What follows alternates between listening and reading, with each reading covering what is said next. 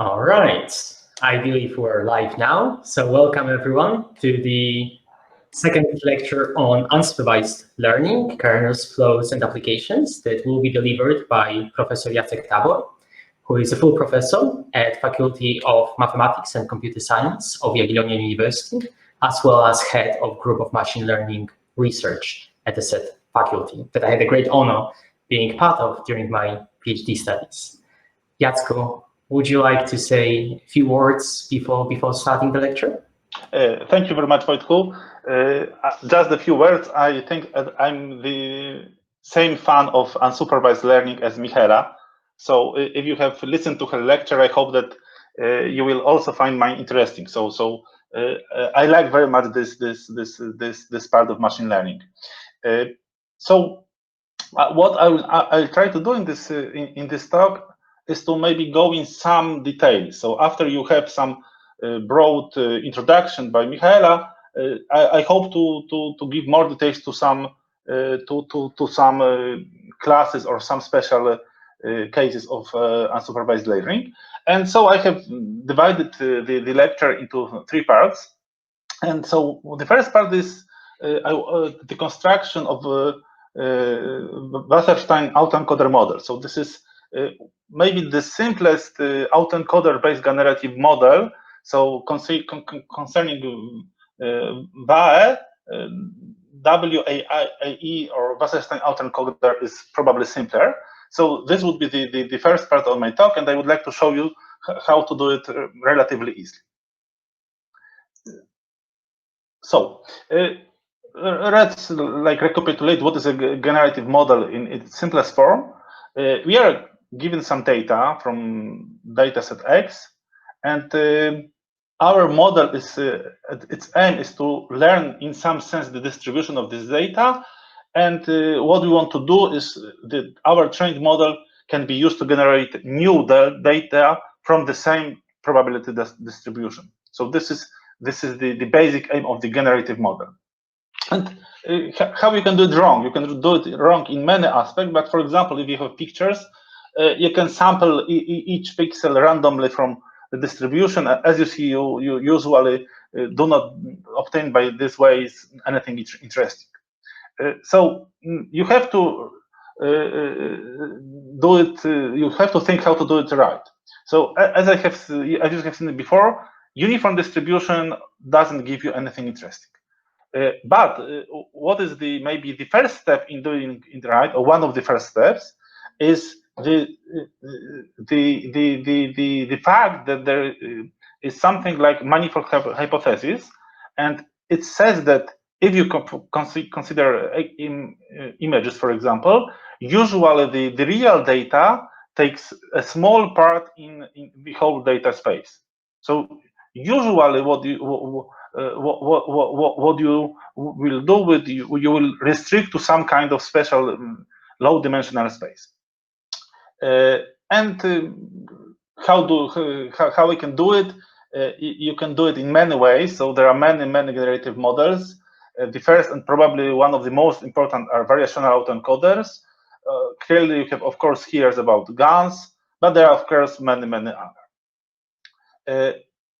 So let's look at example how to do it properly. So this is a sample from the latent space in the variational autoencoder in VAE model on the celeb A dataset. So as you see, these images look more or less like real faces.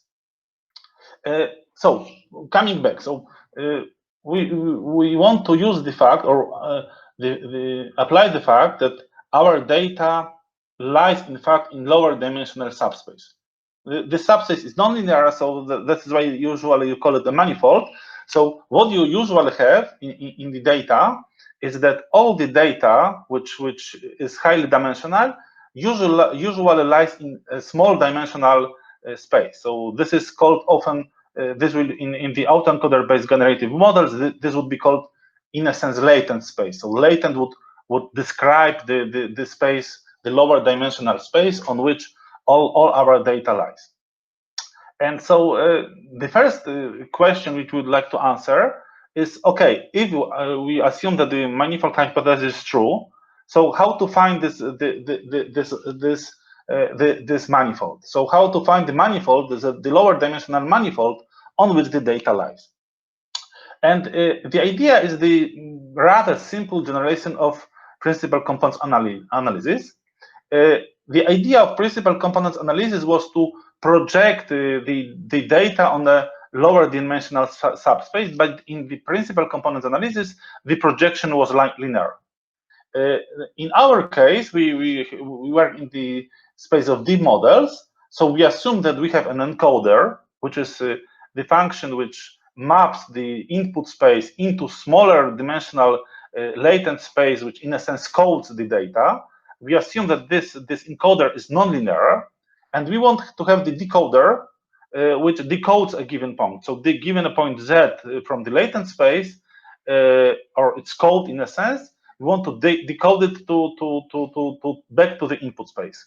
And our aim in this autoencoder situation is to find such maps, encoder and decoder, that we can reconstruct the point.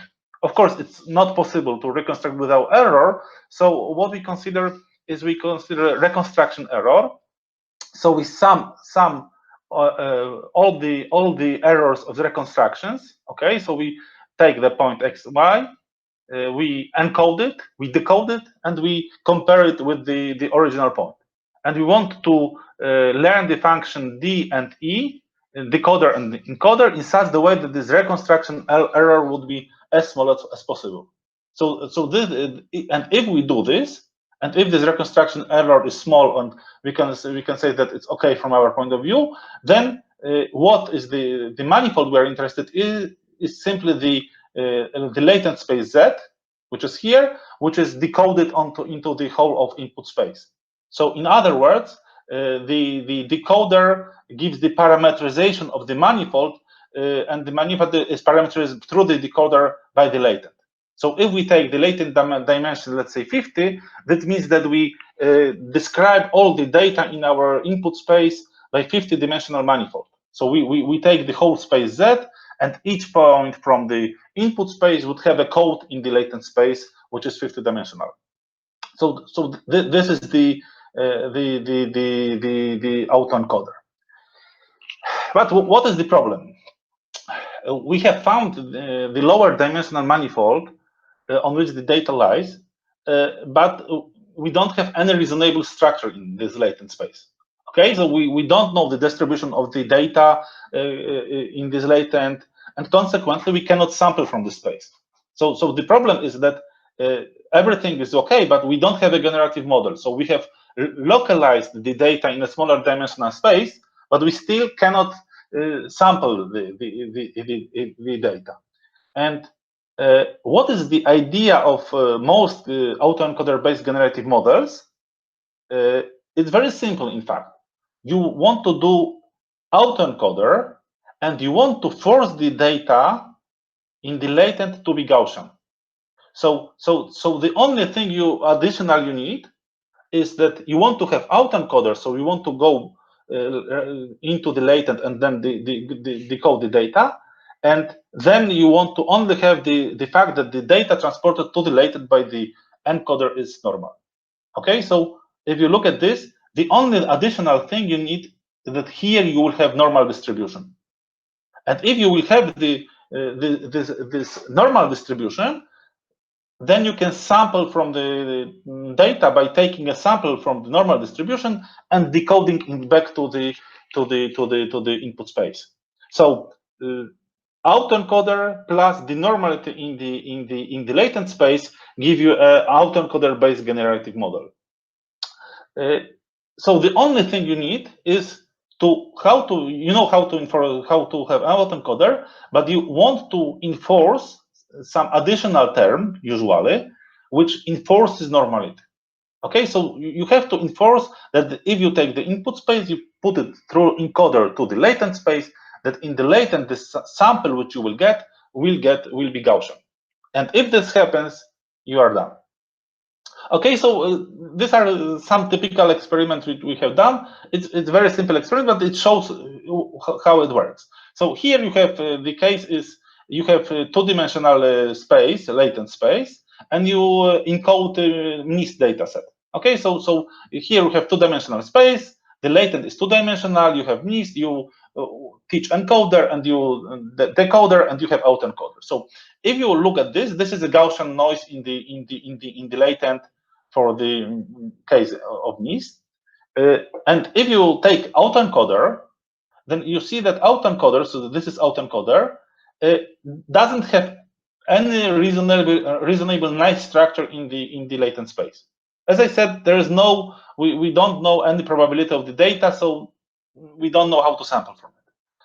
If you look at other models, so this is variational autoencoder, Wasserstein autoencoder, Slice-Wasserstein, Kramer-Wald, so these are more or less the same type of autoencoders, but what happens, each of these models enforces the data in the latent, transported to the latent by the encoder to be more or less or look like Gaussian. So the more it is Gaussian, the better we, in a sense, sample. But all these models fare well in this. So what you have to do is try to enforce only this Gaussianity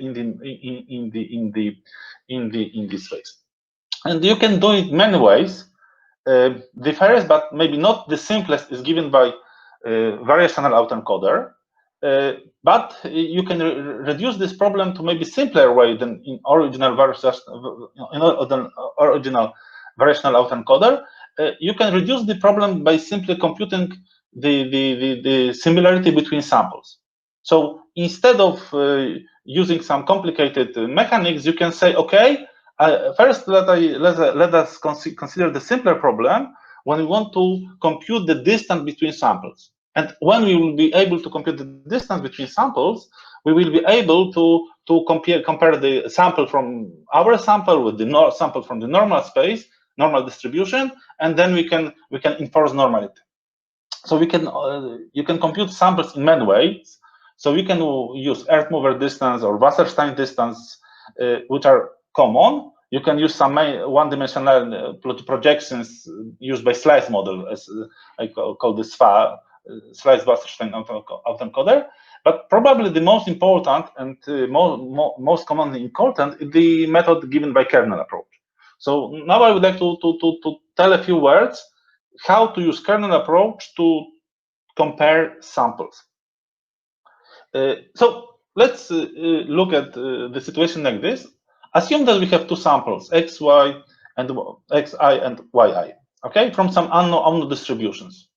Okay, so we have two samples, and our aim is somehow to calculate the distance between these two samples. And what is the maybe simplest possible way is to apply kernel density estimations of the underlying distributions.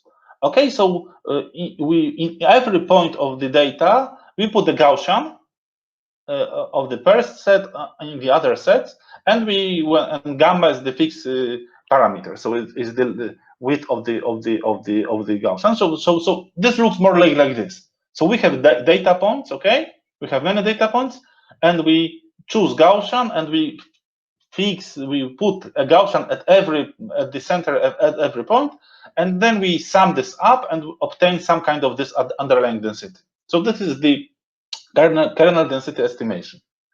Okay, why this is in a sense nice if we do this? Because then we can we can compare the distance in the L2 norm of this estimated densities. So we can then compare the distance between Gx and Gy. Okay, so we can compare these distances, and then we can define the distance between two samples as simply the distance between the estimated densities. Okay, so the only thing we would have to do is to calculate this formula, or do it, or the question is, can we calculate it really? Okay, and we will use a very nice simple fact that you can easily compute the integral of the product of two Gaussians. So if you want to compute the integral of the product of one of Gaussian with the center x and the other Gaussian with the center y, it's simply value of the Gaussian with the center of x minus y, and you add the covariance matrices. So you have here the 2 gamma identity at 0. So this is a very well-known formula for the integral of the product of two Gaussians, and then you obtain this some kind of normalization constant, which is not of importance to us usually, times exponent of the square norm of the distances. So this is something which you or we will call the Gaussian kernel. So the Gaussian kernel is given by the product of two Gaussian. And if you apply this simple formula to the distance, I will call it later a maximum mean discrepancy. So I calculate the distance. So I have the integral of the square of the first density minus second density. Then I have integral of the recall that each density is given by the sum, normalized sum over densities in points of first data set, the densities of the second data set, and then you have, in a sense, you can divide it, split it into many integrals, and this is, in a sense, sum of ai minus bi squared. So if you compute it, you take product of this element with every element of this. So this is this first factor. You get product of this element of every element of this with every element of the second part. So you obtain this, and you can minus twice product of every element this times every element of this. So if you use this notation that k this is defined as here, you will obtain this simple formula. So why this is nice? We see that we can easily compute the distance between two samples, and moreover, this distance is given by a very simple formula. So you can implement it easily. It's just one line of code, and you can get this. So everything in this kernel idea, or kernel for kernel used for comparing samples, is very simple. So it occurs that you can not only use the normal density, or you can as embedding, but you can use a wider class of embeddings. So in general, for kernels, you can use not only the embedding which puts a point x and represents it or embedded it in as a Gaussian, but you can use a wider class of embeddings. For example, you can use inverse quadratic function, which is given by the formula. You can use module kernel, and you can use many others. So what you need of this embedding, that you embed in a space when you can efficiently compute scalar product. So you embed, you obtain the kernels by embedding the data into any space where you can efficiently compute the scalar product. So in our case, we embedded our points into the space embedded by taking normal densities in the space of integrable functions.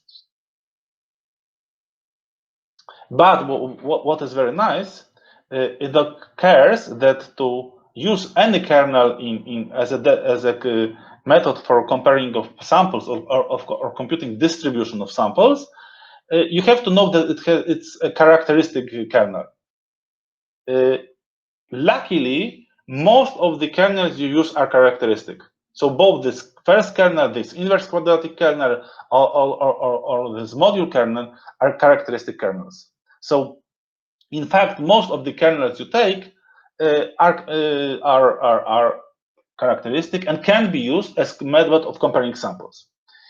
So why do we use other kernels except for Gaussian one? Okay, because everyone seems that Gaussian one is maybe the simplest. It's very nice.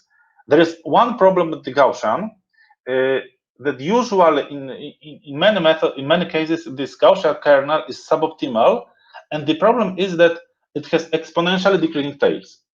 So if you use it at Gaussians and you try to use it in some kind of model, then usually it happens that if you try to minimize some function, that this function will have very small gradients. Because if you want to compare two points or two Gaussians which are far from each other, then in fact, the scalar product would be 0 numerically, and you wouldn't be able to force one of these normal Gaussians or normal densities to move to the other. So the problem is Gaussian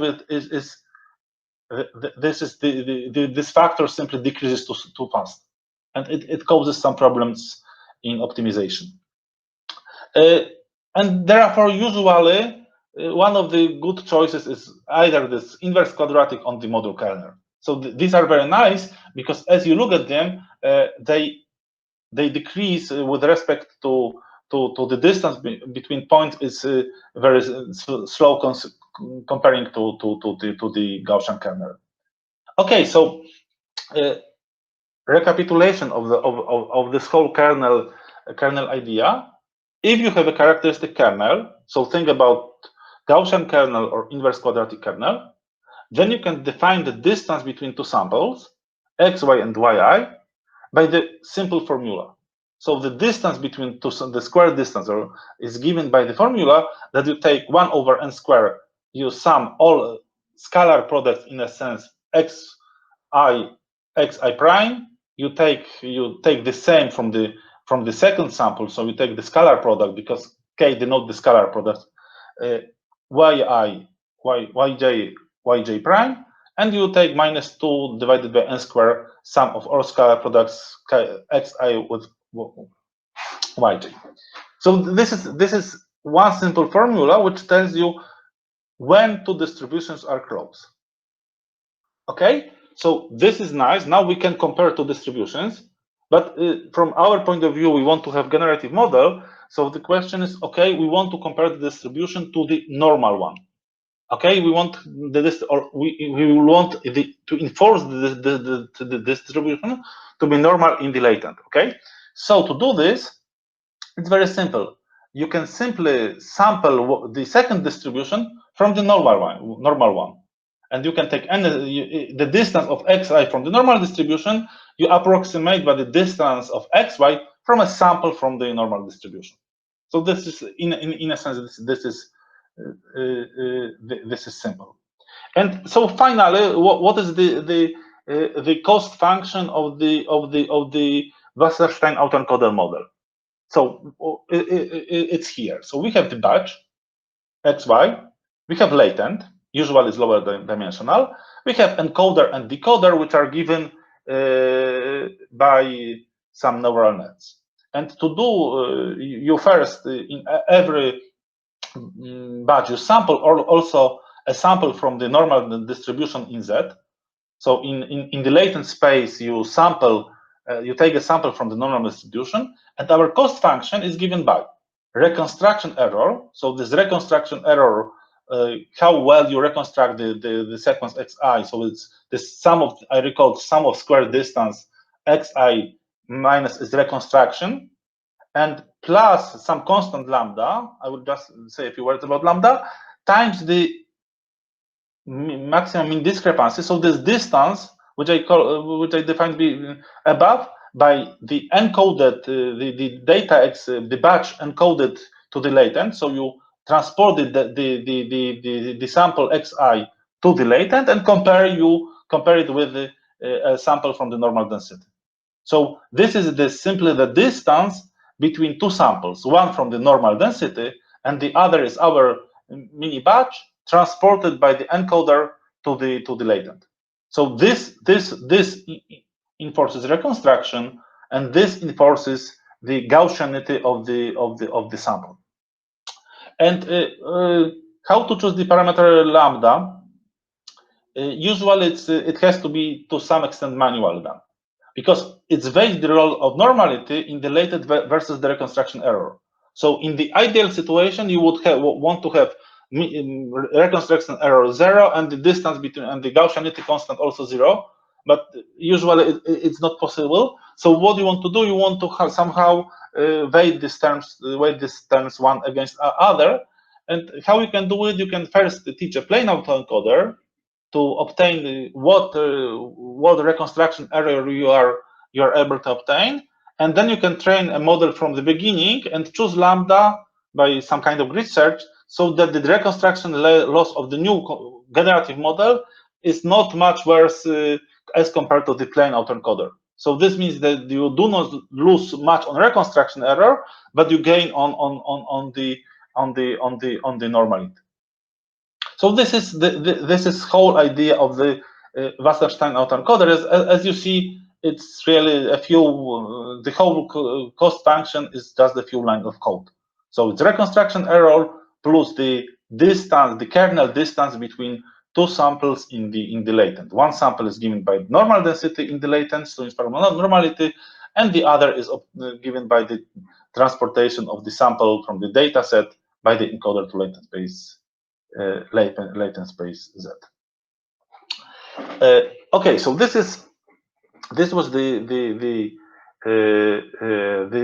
first part of my talk, where I wanted to say about the simplest, or how to do the simplest autoencoder based generative models. So this is one class of generative models which you have probably somewhere encountered. Now in the second class, I would like to proceed to the maybe more fun generative model, or maybe more interesting to some extent, which is given by the flow-based models.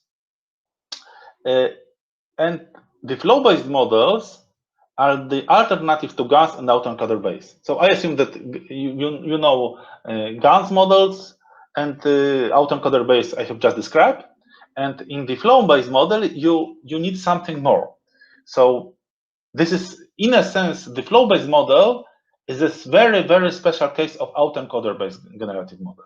You still have input space Rn, and formally by the flow-based model, you understand a neural network which maps the input space into Rn also. So you don't decrease the dimension. So this is the crucial this difference between autoencoder-based model, where you usually decrease the dimension and the latent is lower dimensional. In this case, you don't decrease the dimension, and you want to have two facts.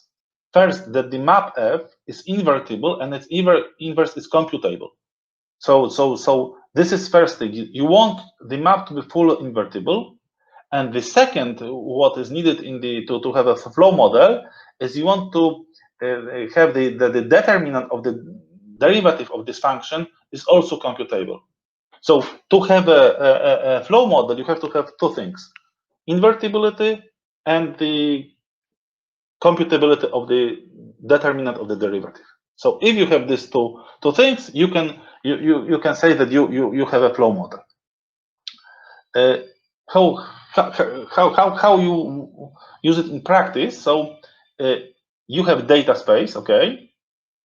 You have you non-linearly transform, or in a sense morph this data space, usually in such a way. So this would be a use of the of the flow methods as a generative case. You usually transform it into such a way, in an invertible way, such that here you have Gaussian.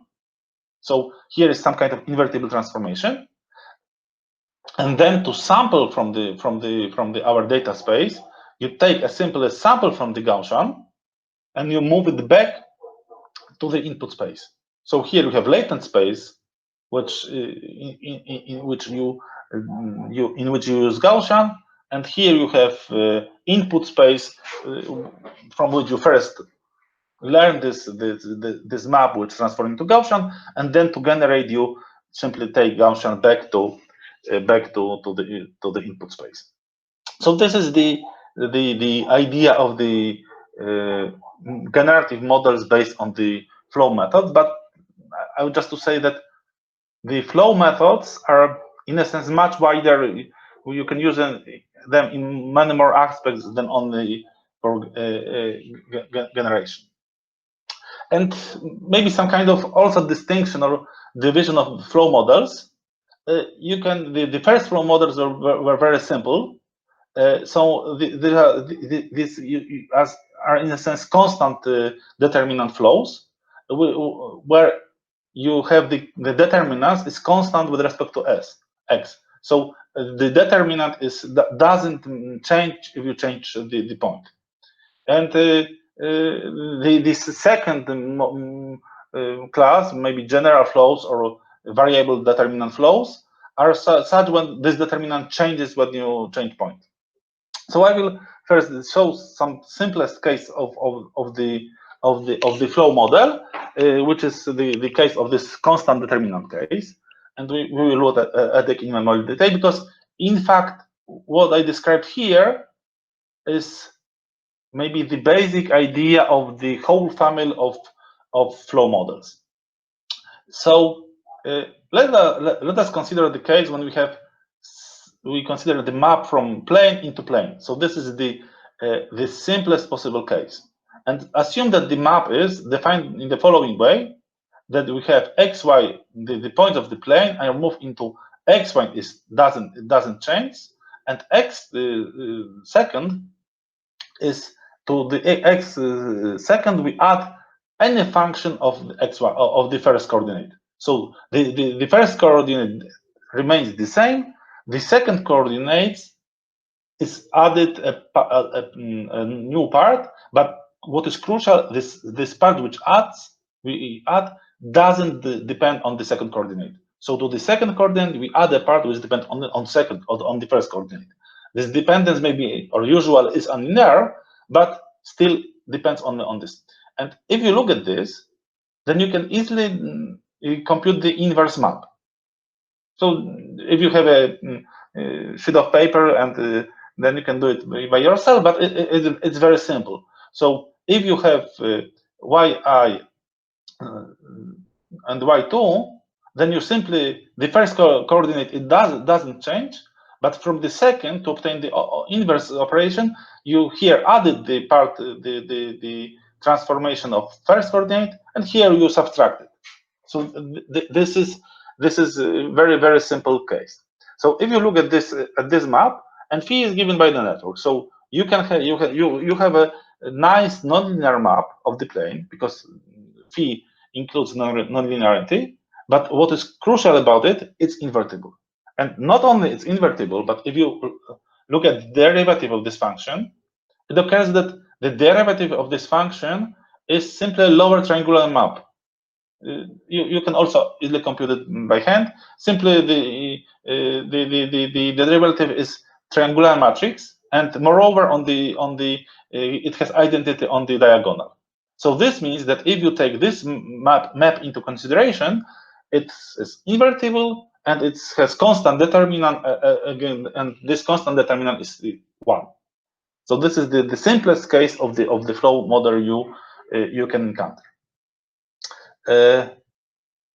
In a sense, this is a nice model, but of course this is very stiff. Then it doesn't have very large freedom. So people were trying in the consecutive papers to enforce or allow more changeability in the model. So I will just maybe show some simple modification. First, what people used, it's clearly obvious that you can use the same trick if the dimension of the space is even. So you can divide the space, instead of R2, you can have any odd even dimension, and then you can divide the space half by half into first part, second part, and here then x1 would be the first half of the dimension, x2 would denote the second half of coordinates, and you can use the same function and it will be okay. So this is first observation. Then you can use this kind of flow models for any even dimension. You can use also very simple trick to allow the map to have variable determinant. So you can, as before, do not change the first coordinate, but you can make a maybe more nonlinear map of the second coordinate. Here we only added something which is dependent on xy. In this case, we first multiply the second coordinate by something which is dependent on the first, and we next add something still dependent, other function which is dependent of the first coordinate. So thanks to this, the first coordinate doesn't change, this map still will be invertible. So you can easily write the inverse, and the difference between the previous one would be you would simply have to divide by this part. And then, of course, if you look at this, you always have the first part of coordinate and second part of coordinates. So this is not very nice because you would like to have like not strict like division between coordinates. So you can do this that each you take many maps of this. Usually in flow models you take a lot of much more mappings than in classical networks. So much more layers in a sense. So each layer you can permute the coordinates. So permuting coordinate would mean that this division into the split into first part of coordinate and the second part of coordinates would be in a sense random. So first would be this, then would be this, and then you will have more freedom.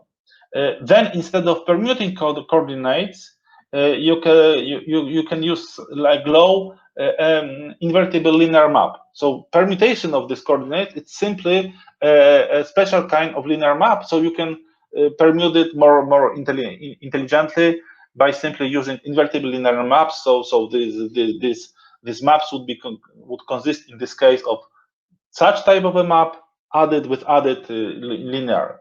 Of course, you can use the same for in the convolutional case. So you can do this easily. Okay, maybe I will show. Excuse me. Oh, I will just skip a little bit. So this is the results which you can obtain with the GLOW model. So as you see, the quality of the model is quite good. These models are not so easy to learn, but if they are learned well, they really obtain good quality of the results. What is the simplest use of the flow models is the deep density estimation. So so the density estimation gives you something more or much more than just the generative, the ability to generate. So in the case of common models or GANs or autoencoders, you can usually use these models to generate data, but this is the only thing. If you have the density, you can find outliers, you can analyze the data, you can cluster the data. So usually the use of the density estimations, if you have reasonable and the fair estimation of the density, you obtain much more than just the generation of the new points. And use it simply by the classical log likelihood approach. So the flow model gives you, in fact, the weight of the neural network give you parameterization of a lot of densities. So what you use then from these densities, which are parameterized by the network, you can obtain you can use log likelihood maximization to obtain the optimal density. And how this is used. So this is, maybe I will go back to the picture. If you look at this picture, okay, so you have a normal density here, and you can take, in a sense, a random variable, a random vector from this normal density. And since this model is invertible and it can compute determinant, you can transform this normal density by the nonlinear, the inverse of our network, transforms this density here to a density in the input space. So this is how flow method works. And due to this, you need two things. To transform the density, you need to have the inverse map, and you also have to have the determinant of the derivative. So because of this, you need to have in the flow models both the inverse of the map and the determinant of the map. Okay, so how do you do this, like in a simplified way? You want to construct with the flow map parameterized family of a lot of densities in this input space. So you have the latent Z, and you have an invertible function G. This is the inverse of our flow map, which maps latent space into the input space. Okay, so if you take this G on the point on the random variable on the normal random variable on Z, you transport it, as I showed before, back into the input space. But what is more important, the density of this transformation is given by the following formula. So to compute the new density in the input space, this is the picture which I showed before. You have to compute the inverse, the inverse of the map, and you have to compute the determinant. So consequently, due to this formula, you can use you can model a large class of densities by modifying a normal density through the map. So this is once more glow, and this is what I have just described is a very large and nice class of flow models. But personally, I like most some different model, which is FFYORD, and I would like to describe it in more details. It's in a sense much more flexible. So here you have a comparison from the paper of FFYORD of the glow model and the density obtained by glow model and the density obtained by FFYORD. So this is the data. This is how the glow model samples this data, and this is FFYORD. So this is the case, this kind of chess data, and this is the same, and this is kind of spiral data. So if you would like it, would look more closely at this data, you see that the flow, the glow model, or the glow model is the typical or best example of this first class of models I described before, is somewhat stiff, and it doesn't like adapt to this data too well. And as you see, you can see some kind of non-linearities which are present, for example, in the spiral or in this case of the stress. Why is it is the case? The case is because you allow only a very special case of maps by which you transform the data. Since you want to have the inverse, as I shown before, you allow on those special class of mappings, and these mappings, in a sense, don't play well with every data set. So the cost of using special maps, which are invertible and you can compute determinant, is that you cannot adapt very well to every data. FFYORD is able to do it works in a slightly different way, and it is a first model which is able to use any map in the process. So I would like to try to describe this idea. The idea of FFYORD is to use, instead of mappings, differential equations. So the previous models work like this: that you have first map, first map, then second map, then fourth, and so on. So we have many maps, each of which was invertible. Okay, and to have each map invertible, you have to restrict to the very special case of maps. What happens if you consider differential equation? The differential equations look like this: that you have a point, and at each time you have a force which moves this point, and every point moves according to some special force. So it's like you have, for each point, our point moves in time with respect to a special force, and this force which moves a point x is given by this function f. So this function can be any function, and if you want to see how our point will move in time, we usually discretize time. You take some kind of small step size or time step size h, and you move like change this equation into a sequence of different equations. So you discretize time, and then you solve this approximate formula. So this is the approximate solution of these differential equations. So you take a small steps, and then you solve it, and you proceed with h to 0.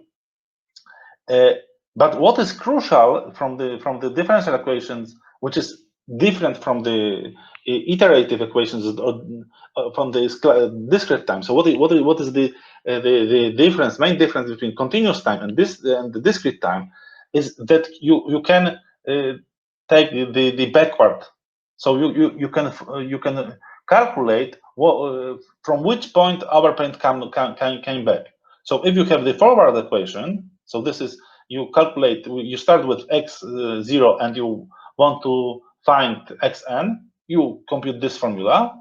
And if you want to go back, you simply reverse plus into minus, and you go back by the force. So in a sense, this force fields, you put back the time, and you obtain the same. You can come from x, the last point, to the first one. So this is the main crucial fact, that in differential equations you can always solve the differential equation forward in time, but you can always solve in backward in time. So you see that this is the crucial element of our flow model. So in flow models, we wanted to have two things. We wanted to have invertibility and the ability to compute determinant. And in the FFPort uses the differential equations, which enable the model to compute, to go back in time, and to have the inverse map. So this is nice. This is not non-trivial, because here you have to use some kind of solver for differential equations. So this is not so trivial, but you can do it.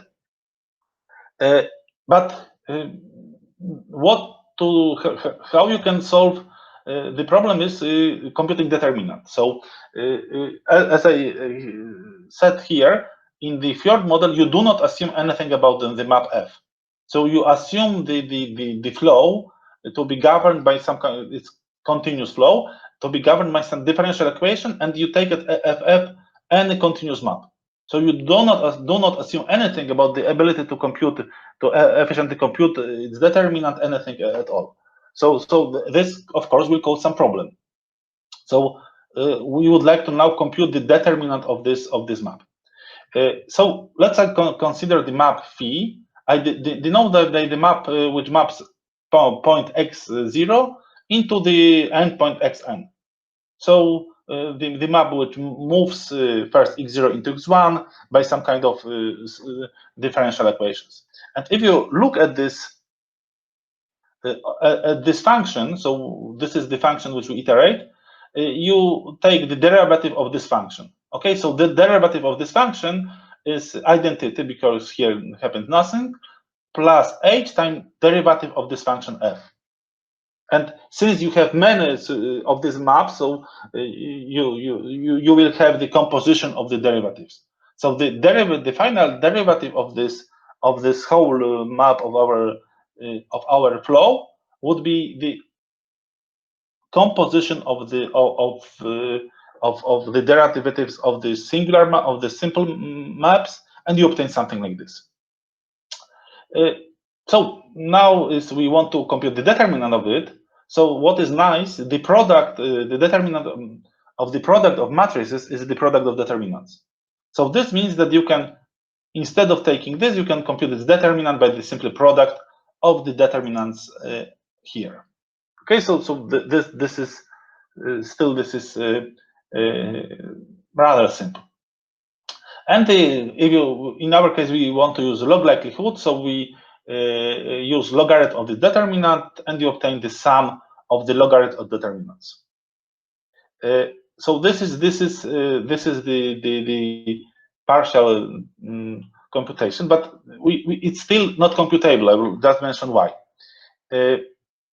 But still, for small h is because h is going to 0, so the time step is getting smaller and smaller. We can use the following formulas, which are very well known. The determinant identity plus a small matrix is simply 1 plus the h times the trace of matrix A, and the logarithm of 1 plus hs is simply hs.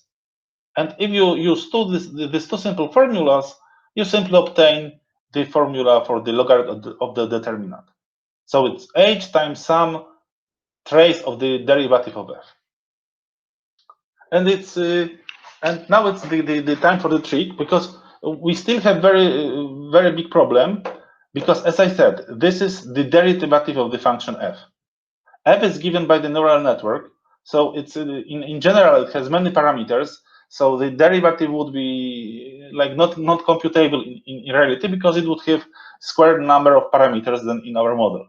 So this is not computable, and this is the main trick which the authors use. So they use the idea the following, that we cannot, as I said, we cannot work on the derivative, but we can work on the derivative on something which is called directional derivative. That is, we can compute the derivative of the function in the direction of the given vector v. So although this is too large to be efficiently computed, especially for larger models, we can compute the whole thing. So we have compute the derivative in the direction of the vector v. And there is a nice simple theorem that you can approximate the trace of the matrix by the expected value, and you sample v from the normal density, and you take the V transpose time E time v. So consequently, instead of computing this trace of the matrix, you can compute the expected value of V transpose A V for V from normal density.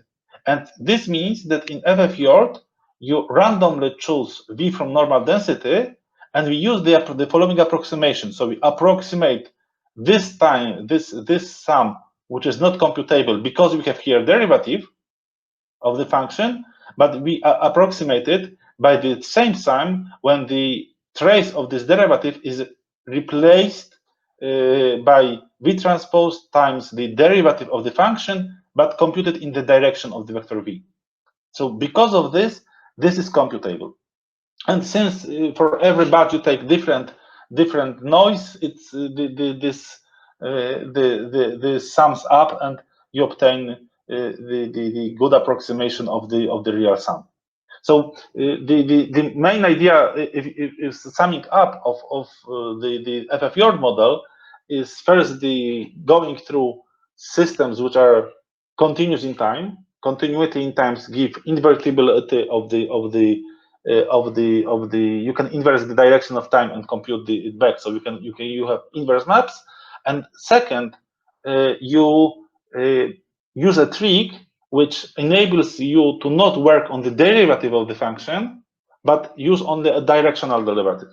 And since using directional derivative allows it to compute it efficiently in general case. So this is the FFJORD model.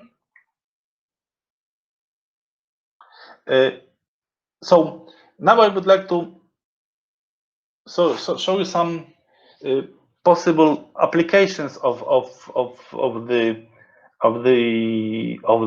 flow models and maybe autoencoder-based generative models. And I would just show three possible cases or applications of what we have seen here. First application is it's independent component analysis. It's the question of finding or unmixing the data. It's connected to something which you would call the finding or describing independent components of the data. And in the simplest linear case, the idea is to transform the data X by unmixing matrix or by kind of linear matrix, such that W times X, the data transported by this matrix, become independent. So this is the simplest case of independent component analysis. So this is the formulation. So you have some kind of data X, you have a linear map here in this case, and you try and transport it into independent. So you want to see independence in the components. And what is the kind of typical case of working with independence of the data? You simply assume that you consider a density in the space to transform G, which consists of independent components. So you have a density, and you assume that all the components of the density G1 up to Gn are one-dimensional density, which means that all the components here in the space to which you transform are independent. And usually you take Gi to come from some kind of parameterized family of non-Gaussian density. Gaussian in this case is bad. And usually you take heavy tails, and then you find optimal transformation by maximizing log likelihood. So you want to have the transform data to be as independent as possible, and you use it by this approach. And why I'm telling about independent component analysis as first of the possible applications, because in fact in the nonlinear independent component analysis, two models which I have described were used. So first flow model, in fact, which appeared, is nice. So the first flow model which people constructed were not done for generation or something like this, but it was the first flow model was used just by to make nonlinear independent component estimation.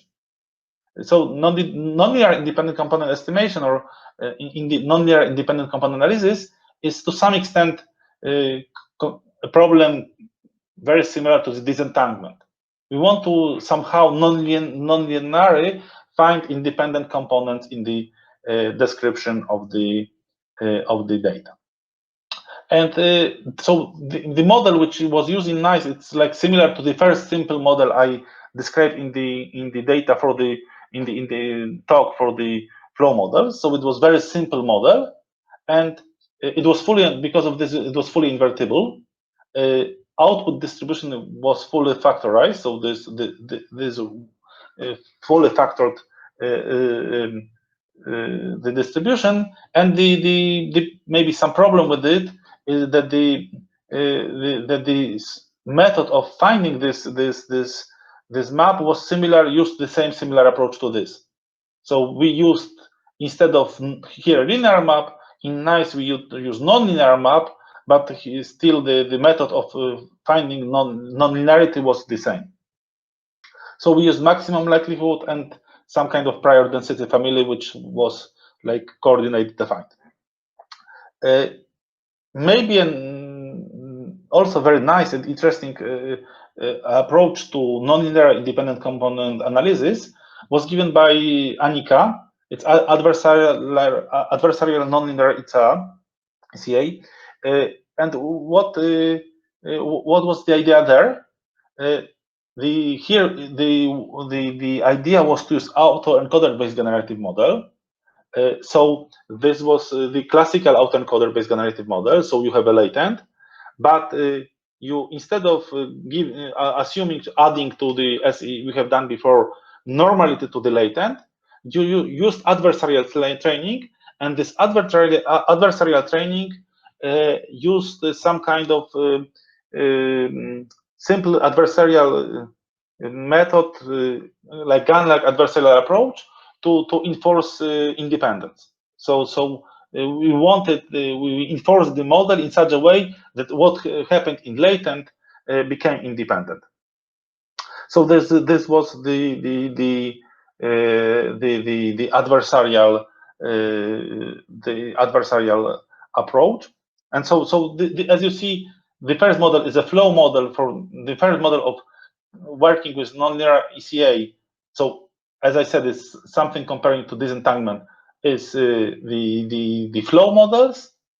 When you have fully invertible map, and the second is autoencoder-based generative model when you infer independence by the adversarial training. And I would like to just, before end, to shortly show two applications of flow models which we have done in our group. So I will just show a few slides. If someone would be interested, you can maybe contact the authors directly. So as I said in the beginning, as also Michaela said, the flow models potentially can you give much more than just density estimation. You can also have clustering. You can also have anomaly detection. What is anomaly detection? You want to find anomalies in the data. So anomaly in the data is something which is not similar to the most of the data, and you can use a flow approach to do this. What is the main idea? The main idea is to transport the data in such a way that you can put almost all of the data into as small as possible bounding region. So you want to put the data into a region. Bounding region is something where all our data lives. And here we use the idea that we want to put it in such a way that only a small almost all of the data lies in the region, maybe except for some small potential alpha. So in this case, you simply obtain like this. And because the model is flow model, you can compute the volume very easily. So the flow models allow you to compute the determinant, and the determinant allows you to compute the volume. And so because of this, you can use it like very efficiently. So this is the first model which I would like to describe. And the second model, which I also find a nice application of the flow model, is the use of flow models to represent 3D object surfaces. So what we in this case want to do, we want to find the parameterization of the data by a like nice map which enable us to produce as meshes. So the question is, we usually get as input some points, and we want to find a parameterized or some kind of one map which allow us to build such a parameterization. So this is chair, and this is some kind of cars, and you can do it by first using some kind of parameterization of the input space, and then you can use as a model the flow model, which tells you how to transport the sphere to the data which you had in the beginning. So what the flow model here is used as FFEORT, which tells you how to transform the sphere into the data which you constructed. So here you have continuous normalizing flow. So here was used the FFEORT. Okay, and so this is I think all for my talk. And just at the end, if you are interested in the corporation, you can write to the authors of the papers or to our group. Thank you.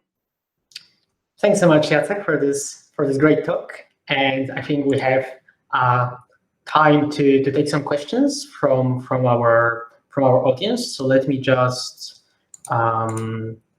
take over the presentation for a second.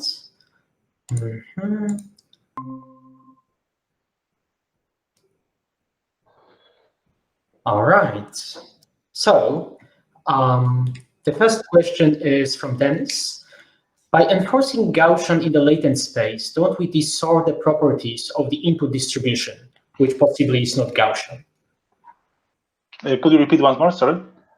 Sure. So the question is about by enforcing the Gaussian distribution in the latent space by introducing a normal assumption, aren't we destroying some properties of the input distribution, which definitely doesn't have to be Gaussian? Okay. Or yeah. So the answer is to some extent yes, and to some extent no. So in most cases, especially when the data is highly dimensional, so if you work in very high dimensionals, the Gaussian is good enough, and because you can like morph it or change it by a network. So in the cases of high dimensions, you usually do not lose something. So if you would make, for example, an experiment which we made some time ago, that you instead of Gaussian you would use larger family of densities, for example, mixture of Gaussians or some kind of other densities, the effect would be more or less the same. So this is caused by the fact that simply neural networks are very, very flexible.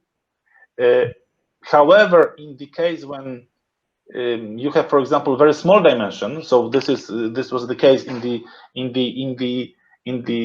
paper which I described last. So we work in dimension 3.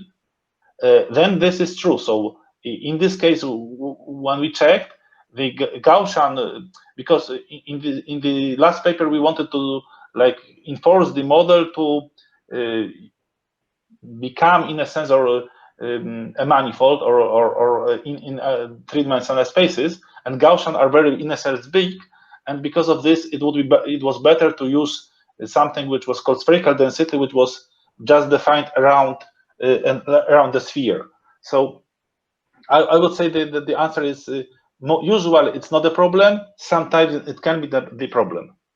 Thank you. I see. Thanks for this explanation. The next question is maybe from slightly different perspective, and then comes from Victor, who was wondering whether if one has basic classification problem, can one use autoencoders to determine how similar two classes are, and maybe leverage this information somehow for training itself? Yes, so this is true. So people do something like this, usually in the semi-supervised case.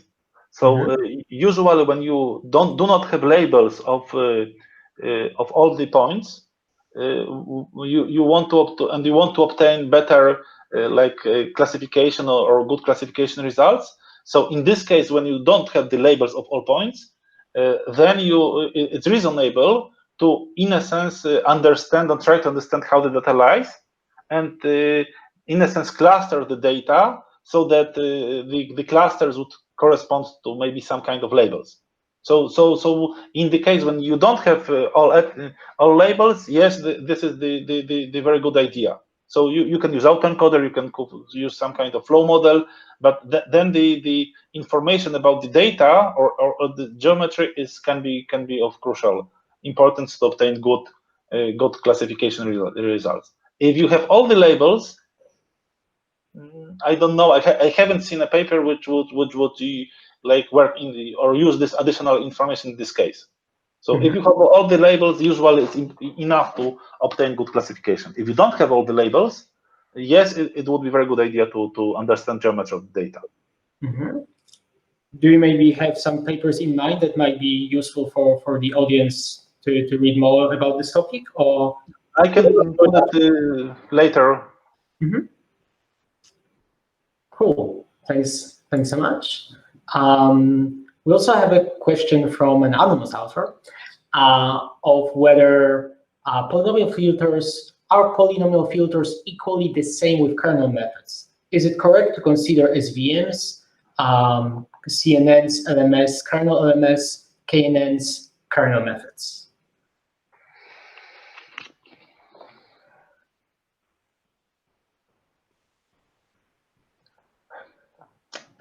I would say rather no. So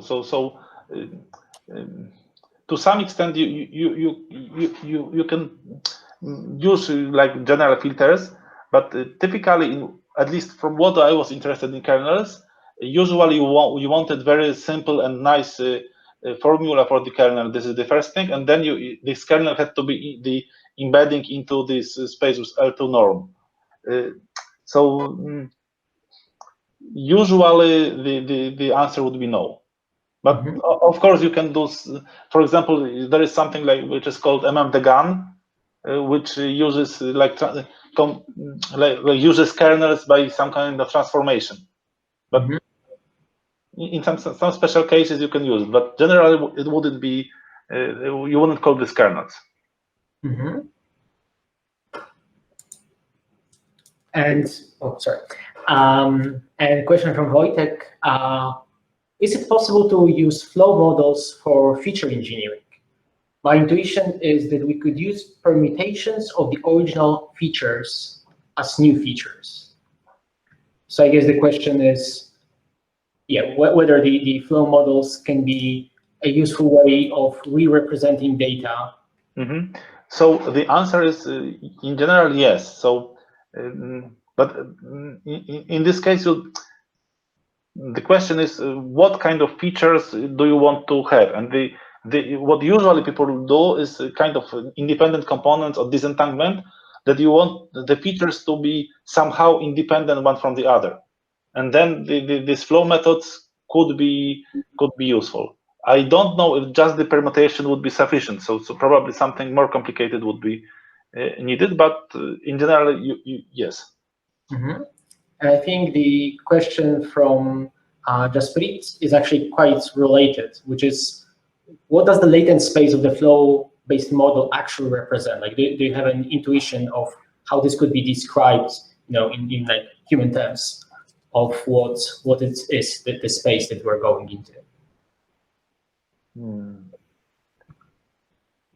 I would say that nothing.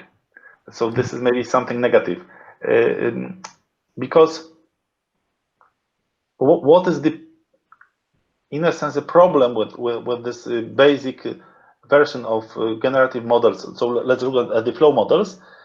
Flow models transform the data into Gaussian. But if you have the Gaussian, you can, for example, take any linear isometry and rotate this Gaussian, and you still have the Gaussian. You can take a lot of nonlinear maps, which would, let's say, take any sphere and rotate the sphere, and you still would have the Gaussian. So this means that in the basic situation, when you have just the flow model, the coordinates in this flow model would mean nothing, because, as I said, you can rotate the space. The Gaussian after rotation is still the Gaussian. So that's the problem, in a sense, that the components of the latent space, without any additional information, an additional setting, or any additional something, usually would be meaningless. I see. So a question that I guess is actually about quite maybe interesting or crucial difference between how autoencoders and flow models work comes from Victor, which is encoder is a simple function mapping. Why do decoders use different architecture than encoders? Why we couldn't use an architecture that is invertible, right? And I guess this is also a reference to the flow models that essentially have the same architecture in both ways. In a sense, in the encoders, you use the same architecture, but in the different order.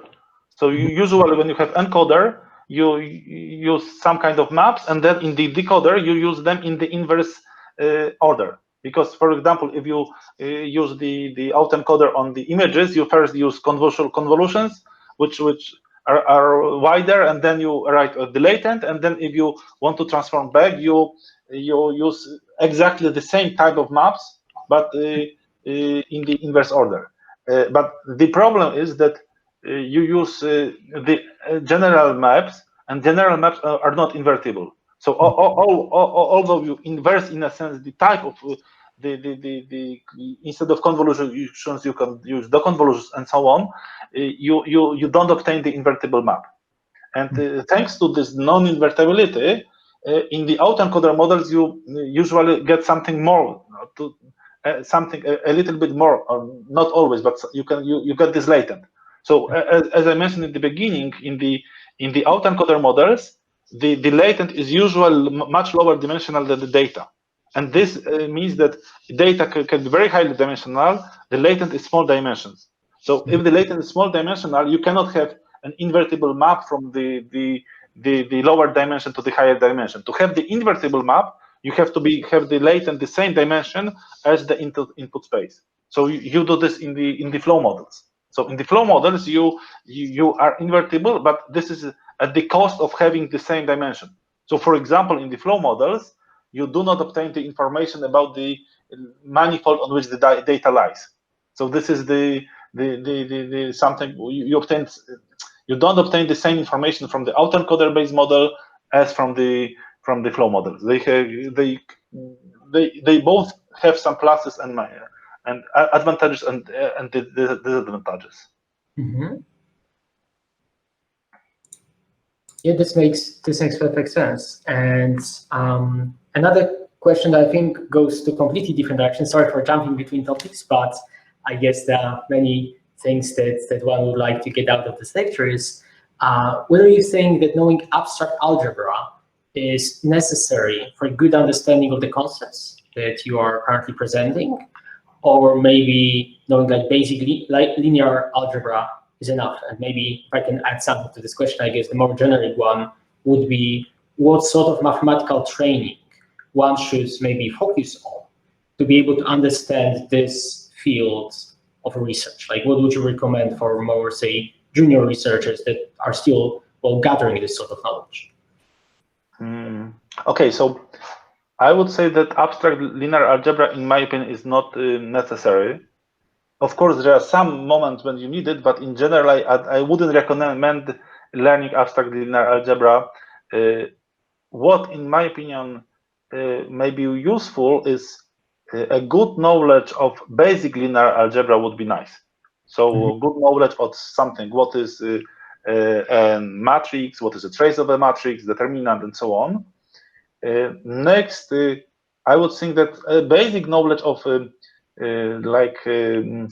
basic statistics, so density estimation, how to estimate density, maybe Gaussian mixture models, so basic elements of the density estimations would be also nice. And then I would say that maybe try something like learning on the go. So if you encounter something which you don't know, then maybe try to read a few maybe papers or books or blogs or find some kind of information about this special subject. But in general, I wouldn't advise learning a lot of abstract things before going to the like computations or to the problems. I see.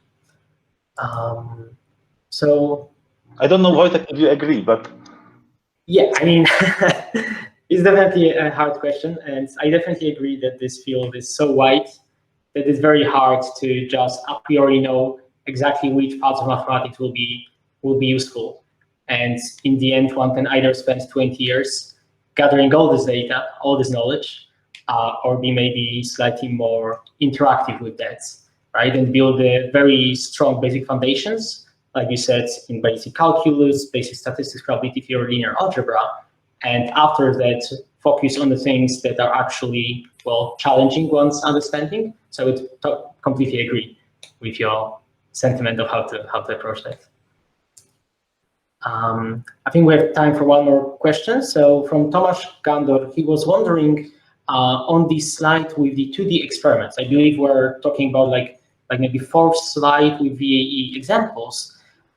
Do the visual separate clusters in the latent space correspond to classes like yes. this in MNIST? Yes, exactly this happens because if you take a NIST and it has 10 classes, and then these classes are usually clusters in a sense, and they are separate. So what the autoencoder-based generative models do, they usually take these clusters or classes which are separate, and they try to enforce them or close them together into a Gaussian. But it cannot do it like very too well or without like continuity. So it does it in a continuous way. And because doing it in the stringing in a continuous way, you observe these splits or you observe these clusters which corresponds to the classes in the original data set. So this is exactly the case. So maybe the natural follow-up question that I will allow myself to ask is, if this is what clusters represent, do you have any intuition of what the holes represent, right? Because with the cluster structure, you could also clearly see these ridges, like gaps between clusters, like empty spaces in our latent space. When we will sample from the Gaussian, almost surely we'll hit one of these gaps sooner or later. What's going to be there? Do you have any intuition? Is it just going to be like some various interpolations between classes, some noise? I would say that yes, I think this will be kind of interpolation, because if you interpolate between 2 points from different classes, as you said, Wojtek, you have to go through a region when there is no innocent density or no points, and this would be like something which the model tries to produce. So you can take a model and then the model will try to do something which seems slightly like one class and slightly like the other class. So this would be like some kind of bordering between classes, or some kind of bordering data or bordering interpolation. I see. Okay. I think we're unfortunately running out of time, but thanks so much for your great lecture, as well as addressing many of our community questions. So thanks again, Jacek. Thank you much. I hope you enjoy the rest of the school. And also I have like few maybe announcements or mentions for all the audience. So please remember to connect to your mentorship sessions that will start in around 10 minutes. Also to the poster sessions that follow, and the unsupervised learning tutorial in the afternoon. And for the unconference teams and ideas, proposals, the deadline is today at midnight of Poland time. That's it from this session. Thanks again to our speaker and to all the listeners, and enjoy the rest of the school. Thank you.